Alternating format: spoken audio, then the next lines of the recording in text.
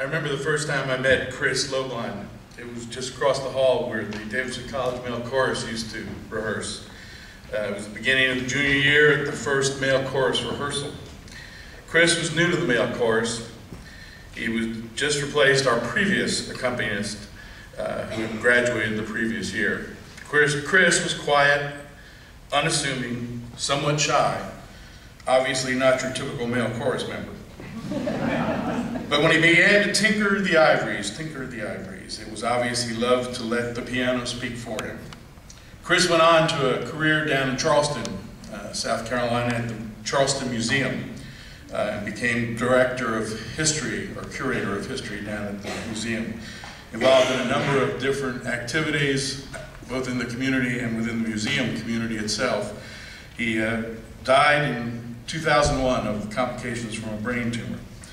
Nonetheless, his memory does live on in those who knew him, and future generations of those who visit the museum in Charleston will be reminded of him as the Silver Exhibit Gallery at the museum has been named in his honor. For his long-term accomplishments and efforts in carrying out the purpose and the work of the Charleston Museum, and for being a helpful friend to those colleagues and visitors. But for me and my fellow male chorus members, we will always remember Chris as the talented pianist-musician who enabled and enhanced our singing. Performance he gave at all times his best. We give thanks for Chris' gifts and for the gift of Chris. To paraphrase an old male chorus standard, he'll go no more a-roving with us, classmates.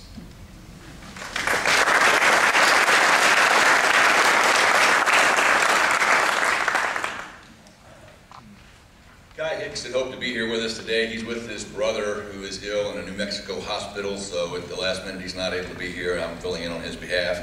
Guy, Larry, and I were housemates out at the lake our junior year.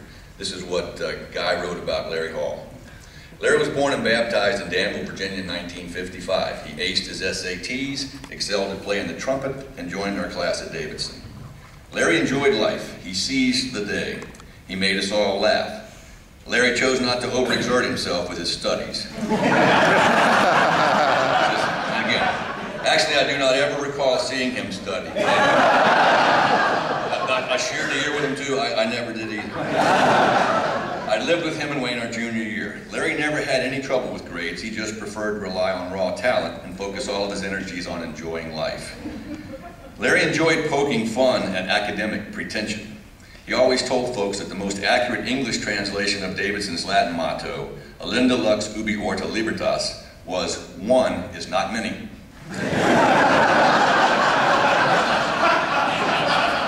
Larry did this with a straight face and then would laugh when people would nod their head knowingly. I recall that during a college reunion awards event, the speaker was droning on about his academic and career achievements. Larry and I were sitting together at dinner during the speech. Larry leaned to me and whispered, "What the esteemed speaker is not disclosing is that he actually is employed at a sardine factory, closing the eyes of sardines as they whiz by on the coast." Larry loved college basketball and Davidson College basketball in particular. We shot hoops together a lot during our 4 years. In fact, Larry died tragically young of heart failure while on a road trip with some Davidson friends in Durham to see the Davidson-Duke basketball game. Finally, and most importantly, Larry loved his family and friends. He loved his wife Gina, daughter Kate, and son Roy, and was so very proud of them. He also loved all of his classmates from the class of '77. Larry was a good friend to me. I and others will miss him. Yeah.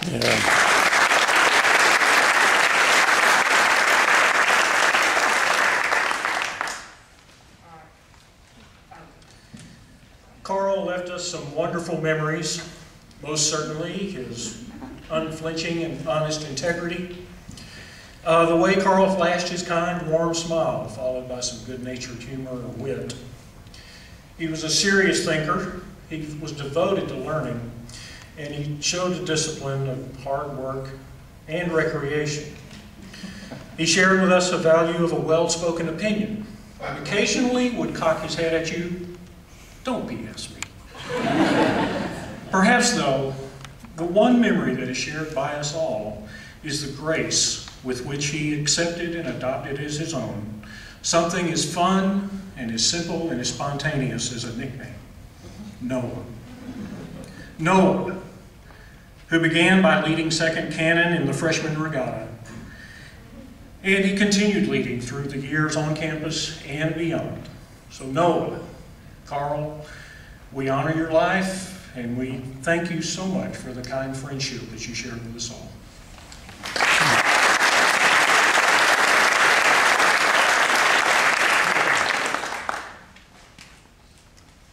Oh, Jim Freed had an absolute love for the theater. And he was only at he was a really good friend of mine, and he was only at Davidson a couple of years. And after he escaped, he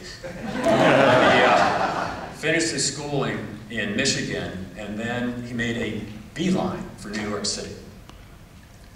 And he got himself a day job doing something, but that really wasn't the point. What he really wanted to do, he really wanted to be on Broadway.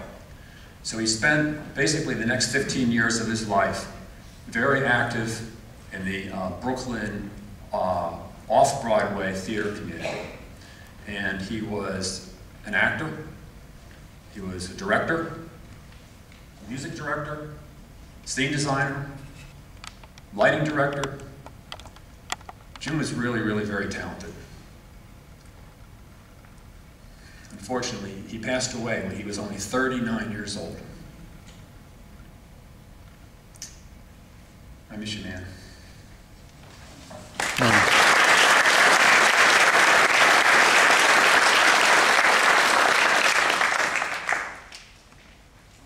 How am I doing? You can't be cool all the time. I love you, brother. And those of us who knew Chip, and I think that was pretty much all of us, were accustomed to hearing these phrases, and a few more I can't repeat here. Now, I think most of you know that Terry Hummel was originally supposed to give this tribute. Terry couldn't be here today. Long story involving Alice Cooper and Kenny Rogers. I'm not making that up. I'm not. I'll explain later if you want to hear it. But when Terry and I compared notes, he made the very astute observation that Chip was a man of paradoxes. He was a fleet-footed, bow-legged running back and a down-and-dirty rugby scrummer. He could move like a soul-trained dancer, but he was a Willie Nelson evangelist. He was a Georgia farm boy and the prince of the Booty Palace. He was as fluent in the language of Fellini movies as he was in the Three Stooges. He was a good old boy if ever there was one, and he was co-editor of the Miscellany. He was a manly man and a ladies' man. He was a picker, a grinner, a lover and a sinner, a walking contradiction, partly truth and partly fiction. How am I doing? Well, we love you, brother. And it says right here, you were cool.